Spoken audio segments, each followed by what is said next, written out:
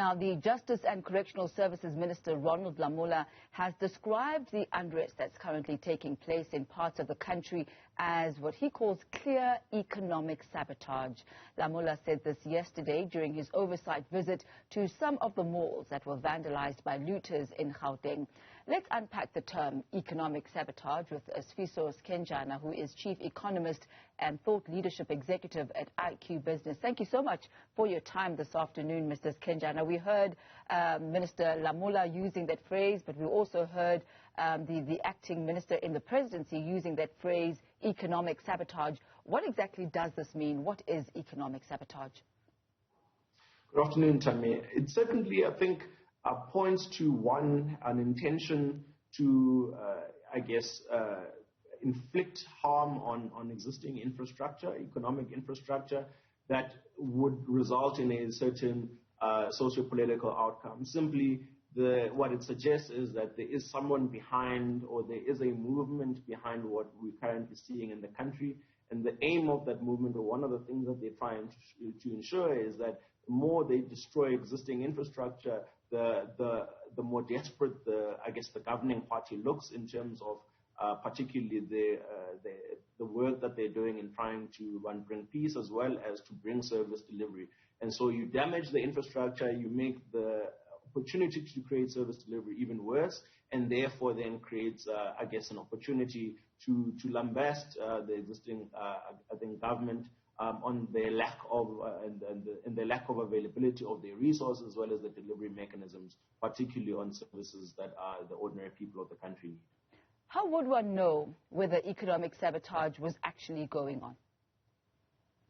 I think there are a number of ways in which, the argument can be had. I think one is certainly a view that leverages the existing intelligence in the economy to understand, are there people who are mobilizing a group of people, and what are the instructions that are embedded in that mobilization.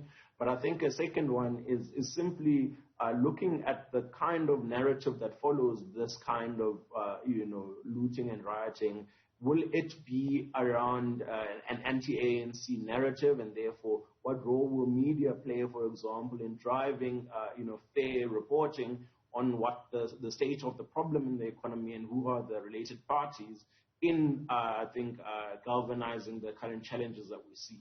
And so if you start to see a lot of institutional narratives following this kind of, economic damage, one could certainly make an inference that there's probably some level of sabotage. But I think also it mustn't limit us to, to not taking a system-wide view around what are the things that often lead to this kind of political discourse in South Africa. This is not new in our country, and it's often been coming in cycles, particularly when you're seeing big pockets of distress in societies from an inequality point of view, from a poverty incidence point of view, as well as from a job scarcity point of view. And so I think it is also incumbent that we don't focus only on one potential challenge that is related to this, but truly starting to understand that there is an endemic problem in the country, and we've got to take a system-wide view in trying to resolve it. What are the likely economic implications of the looting that we've seen over the past few days? I think the immediate is, of course, just the damage to existing organizations and of course, then the jobs that, are in those organizations and the people that it was feeding. We know that in South Africa, on average, one job feeds, on average, about 5 people per household. And so there's certainly an immediate negative impact that it can have. But I think there also is a blue skies question we must be asking around what needs to happen for reform to truly take place. What needs to happen for the economy to truly be inclusive for the people that actually reside in it.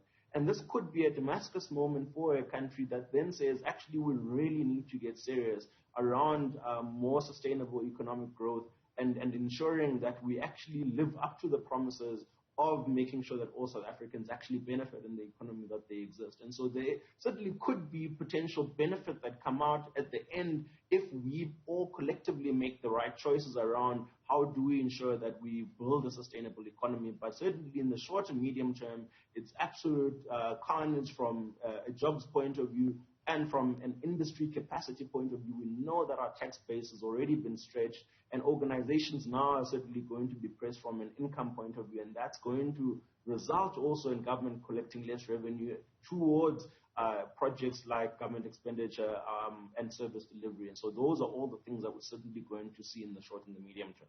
Mr. Sifiso Skenjana, thank you once again for that summary of the implications and I guess an understanding of what exactly economic sabotage is, Mr. Sifiso Skenjana.